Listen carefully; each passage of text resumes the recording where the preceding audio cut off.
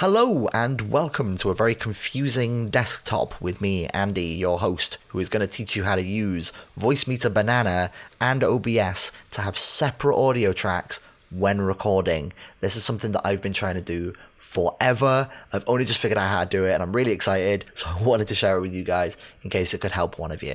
So what are we looking at here to start with? Well, we're looking at Voicemeeter Banana, and it's a complicated piece of software to start with, but to be honest, it's not as complicated as it looks when you actually figure out how to use it, which is what I'm going to show you how to do. All you really need to focus on right now is microphone, so where I've got my mic set up.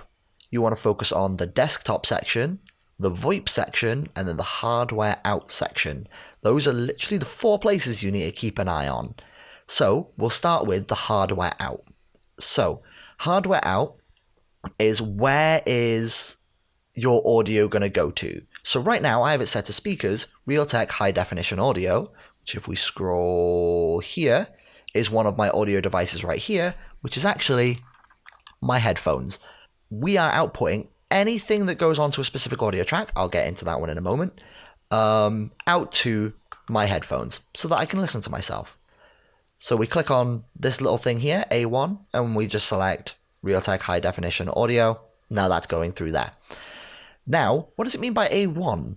Now you'll notice these A1, A2, A3 buttons. Okay. Now what those are cables going out from this and going into specific places. So we're saying A1 is going to be put out to my speakers, my headphones. So what we want to do is make sure anything that we want to listen to is put onto the A1 track. Super easy. Now, what we want to do is check out how we do the microphone. So I don't handle my microphone via Voicemeeter Banana. I handle that just natively through OBS, just picking up from my microphone. I just have it in here so that whilst I'm setting everything up, I can set everybody's voice limits to be the same as mine so that when I'm audio processing, I have to do a little less work every time. So I have that here. I just have that set to B1 and B2. Doesn't need to be done like that because I'm going to be doing this microphone acting on its own in OBS anyway. Now we're going to go all the way to desktop. Now this is where shit gets a little bit more interesting. So desktop is on Voicemeeter VEO. What that means is in my sound mixer here, or the sound devices section in the control panel, you want to scroll down and you want to set your Voicemeeter input to be your primary device as well as the primary communication device as well. What this is going to do is this is going to route all your desktop audio through to that device, okay? Which means if it's going through that device, it's going to be going into your Voicemeeter Banana. Okay, so you only want to set that to Voicemeeter VEO. Then what you want to do is you want to set that to A1. Again, the reason for that is because we're going to want to listen to our game audio. If we didn't want to listen to our game audio, we could untick that and then we wouldn't be able to hear shit that's going on. Then what you want to do is you want to set it to B2 because that literally then just puts it into this little mixing section down here.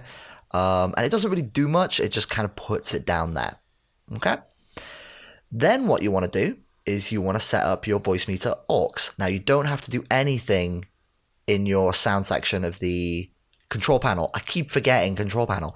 You don't have to do anything with that in your sound section of the control panel. This will then become your voice over internet protocol device. Okay, so this is what you will output like Skype or Discord or TeamSpeak to. Again, set that to A1 because I'm fairly confident you're going to want to listen to your mates. Put it onto B2 as well because then it'll pop out through here as well. So that's literally all you need for Voicemeeter Banana.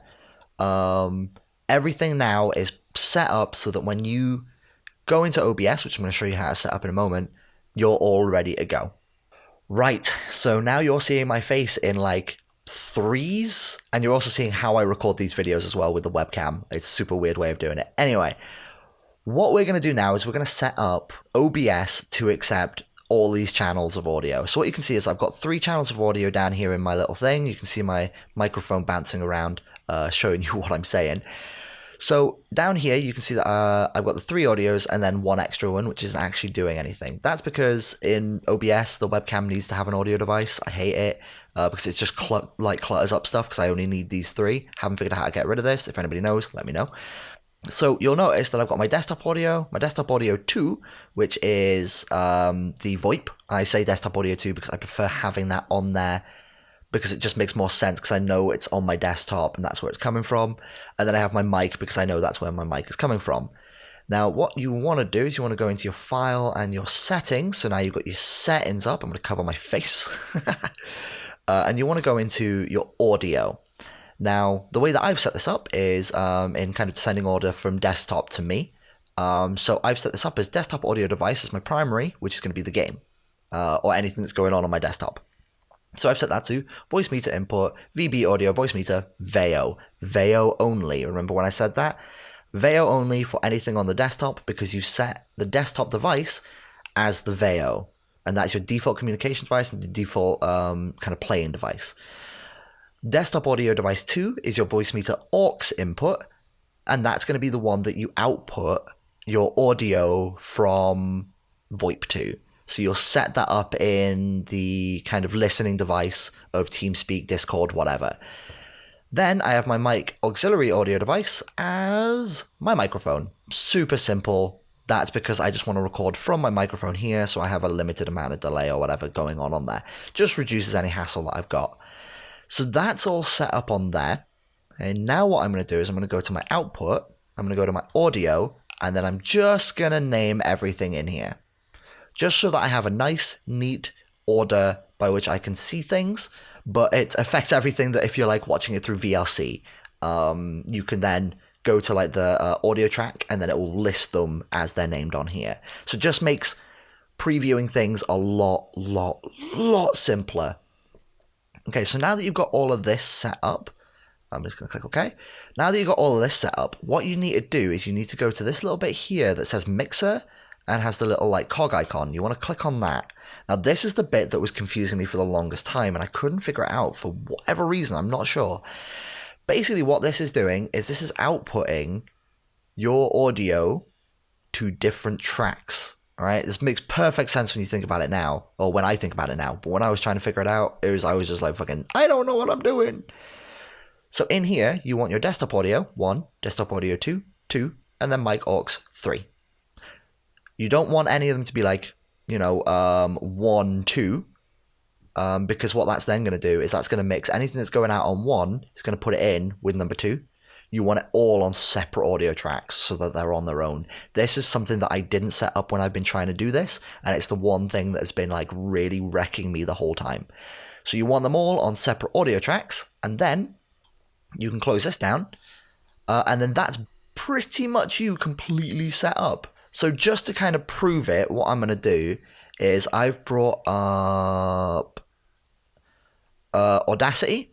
And this is going out through my voice meter aux.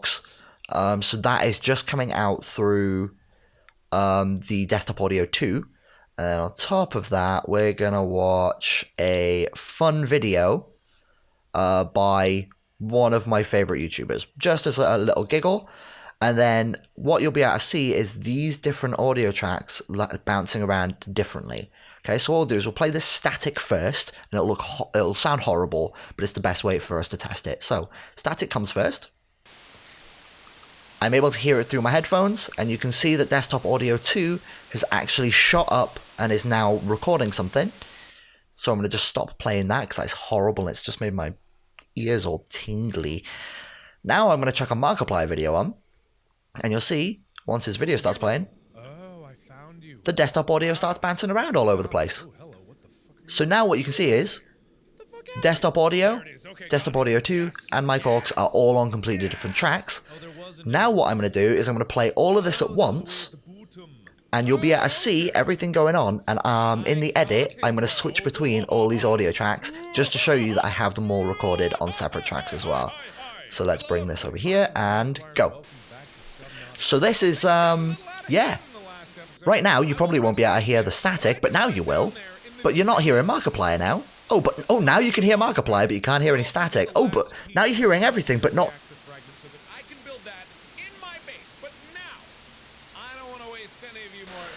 Okay, let's stop that because that's really that's the best face I think I've ever seen Markiplier pull.